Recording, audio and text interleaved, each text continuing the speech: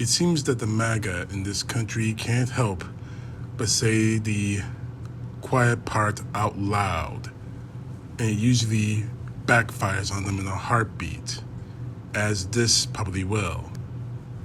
Kevin Roberts, president of the Heritage Foundation, whom I talked about in the previous video about his plans for Project 2025 if Donald Trump ever gets back into office, decided to do just that in an interview with Real American Voice this previous week.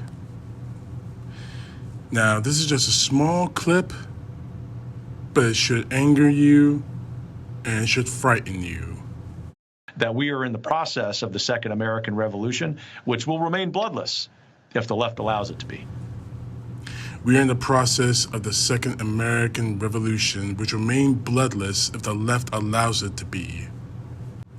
So, you just made a terroristic threat against citizens of this country who don't bow down to Donald Trump, who don't bow down to the stealing of civil rights from people of color, especially African Americans and the LGBTQ. You're threatening to kill American citizens that voice opposition to the taking of our rights. Is that what you're doing, Roberts? Because if that's what you're doing, I can get on the plane, go straight to the Heritage Foundation headquarters, put handcuffs on your ass, and march you into a jail cell. Make no mistake about this, Roberts. What you just said was a terroristic threat to kill American citizens in the name of Donald Trump. Make no mistake of what this man is saying. This is no different than Donald Trump screaming for a bloodbath if he loses. No different than him screaming that he wants to be a dictator if he ever retains office. This was a direct threat. A threat that all of us need to take seriously. Now, I've gone in depth into what Project 2025 means and what Project 2025, what they want to do to this country if Donald Trump, or any other Republican for that matter, retains power. This isn't about freedom. This is not about protecting the country. This is about power. It's about nothing but power. And we have the power to stop it in November. And again, you may not like what's going on with Joe Biden. You may think he has some sort of cognitive disease, but he's a hell of a lot better option than what the Republican Party is trying to throw at us. If the Republicans get back into power, we just celebrated the 4th of July. That holiday will become completely and totally meaningless. The last 248 years of history in this country will be burnt to death if the MAGA takes power once again.